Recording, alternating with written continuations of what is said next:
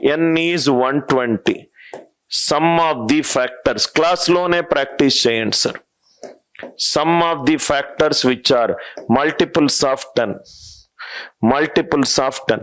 Sum of the factors which are multiples of 30. Sum of the factors which are multiples of 60. ఈ 4 క్వశ్చన్లు class లోనే try చేయండి. SF10K అంటే factors ని some చేసి విచ్ ఆర్ మల్టిపుల్స్ ఆఫ్ 10 దగ్గర కావాలి. Sum of the factors which are multiples of 30 దగ్గర కావాలి. Sum of the factors which are multiples of 60 దగ్గర కావాలి. 4 క్వశ్చన్లు. లాజిక్ ఇమీడియట్ గా మీకు స్ట్రైక్ అవుతే with little investment of time and pen you will get the answer. Sum of the factors which are multiples of 10, sum of the factors which are multiples of 30, sum of the factors which are multiples of 60. 120 అనేది 8 3s are 24, 24 5s are 120. 120 అనేది 2 cube into 3 power 1 into 5 power 1. మీరు answers రాయలేరు, నేను రాస్తున్నాను, మీరు notes లో రాసుకోండి.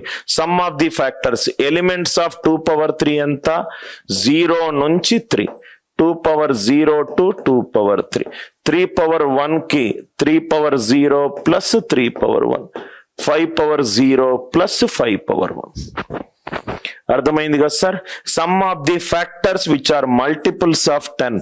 10 అనేది ప్రధాన పవర్ లో రాస్తే 2 into 5 అంటే 2 power 1 నుంచి స్టార్ట్ అవుతుంది. 2 power 1 2 square 2 cube. 5 power 1 నుంచి స్టార్ట్ అవుతుంది. 3లో ఏం లిమిటేషన్స్ లేవు. into 5 power 1. 5 power 1. Sum of the factors which are multiples of 30. 30 అంటే 2 into 3 into 5. 30 అంటే 2 into 3 into 5 అంటే 2 power 1 నుంచి స్టార్ట్ అవుతుంది. 2 power 1 2 power 2 2 power 3, 3 power 1 నుంచి స్టార్ట్ అవుతుంది. 5 power 1 నుంచి స్టార్ట్ అవుతుంది. 60 అంటే 2 square into 3 power 1 into 5 power 1. 2 square నుంచి స్టార్ట్ అవుతుంది. 3 power 1 and 5 power 1. 5 power 1. ఈ 4 ప్రాబ్లమ్స్ లో ఏమైనా డౌట్ ఉంటే అడగండి. ఈ 4 ప్రాబ్లమ్స్ లో రైట్ ఏదైనా డౌట్ ఉంటే అడగండి. ప్రతి నంబర్ కి 1 ఫ్యాక్టర్ కదమ్మా. So 2 power 3 into 3 power 1, 2 power 0 2 power 1 2 square 2 cube. Factors లో ఇదే వేసాం కదా. 5 power 0 5 power 1 అక్కడి నుంచి వచ్చింది. రైట్ ఆటోమేటికల్ గా మనకు కాన్సెప్ట్ తెలితే it will lead us to the answer. It will make us reach the destination which is an answer. 2 square factors which are multiples of 30. 30 అంటే 30ని ప్రైమ్ బేస్ లో రాసుకుంటే 2 into 3 into 5 అంటే 2 power 1 నుంచి start అవ్వాలి. 1 నుంచి 3 వరకు అదే రాశాను. 3 power 1 నుంచి స్టార్ట్ అవ్వాలి. 1 తర్వాత ఏం లేదు. 5 power 1, 5 power 1 నుంచి స్టార్ట్ అవ్వాలి. ఏదీ లేదు. Right factors which are multiples of 10. 10ని నేను ప్రధాన పవర్ గా రాసుకుంటే 2 into 5. పవర్ ఆఫ్ 2 అనేది సమ్ ఆఫ్ ది ఫ్యాక్టర్స్ లో 1 నుంచి స్టార్ట్ అవ్వాలి. 0 వేయాల్సిన అవసరం లేదు. 2 power 1 నుంచి 2 power 3. దాంట్లో 3 లేదు. 3 ఎక్కడి నుంచి అయినా స్టార్ట్ అవ్వచ్చు. 3 power 0 plus 3 power 1. 5 అనేది 1 నుంచి స్టార్ట్ అవ్వాలి.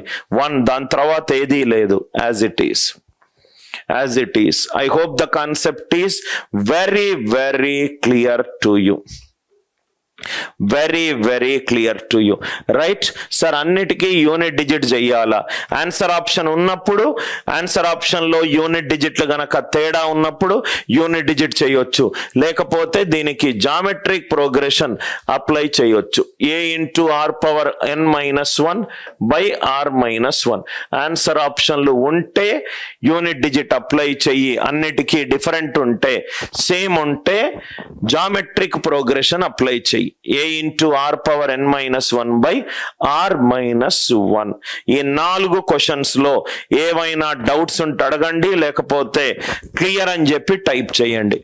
డౌట్ ఉంటే అడగండి, లేకపోతే క్లియర్ అని చెప్పి టైప్ చేయండి. ఎనీథింగ్ ఒక్కసారి మీరు నోట్స్ రాసుకున్న తర్వాత మీకు క్లియర్ గా అర్థమవుతుంది, రైట్? అబ్సల్యూట్లీ అసలు నంబర్ సిస్టమ్ అంటే ఏంటి, నంబర్ సిస్టమ్ లో ఉన్న కాన్సెప్ట్స్ ఏంటి, ఒక 3-4 డేస్ లో చాలా మంది స్టూడెంట్స్ కి అర్థమై ఉంటది. ఒక బావిలో కప్పలాగా ఇదే కాన్సెప్ట్ అని మీరు అనుకుంటూ ఉంటారు. అది కాదు సార్, చాలా డెప్త్ ఉన్న సబ్జెక్ట్ యాప్టిట్యూడ్, రైట్? ఇది ఎలా అప్లై చేయాలి యశ్వంత్ అంటే 2 పవర్ 0, 2 పవర్ 1, 2 స్క్వేర్, 2 క్యూబ్ ఉంది. ఏ అనేది ఫస్ట్ టర్మ్, ఏ అనేది first term, first term value ఎంత? 2 పవర్ 0, 1. ఆర్ అనేది రేషియో 2. ఫార్ములా ఏమన్నాను? A into r power n minus 1 by r minus 1 అన్నాను.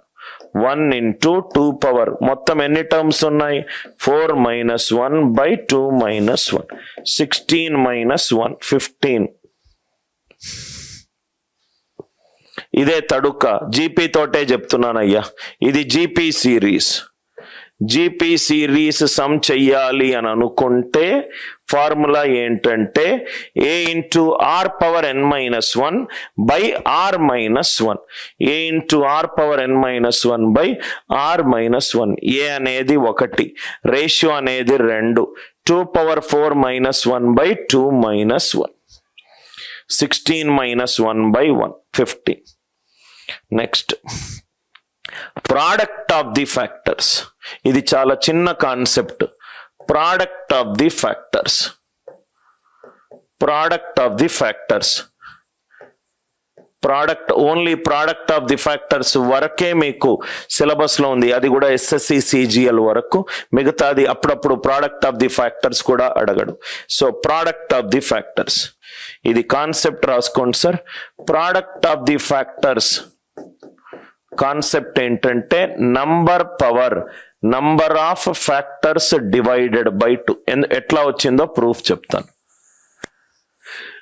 Product of the factors, product of the factors ని number power number of factors by 2, number of factors by 2. Example,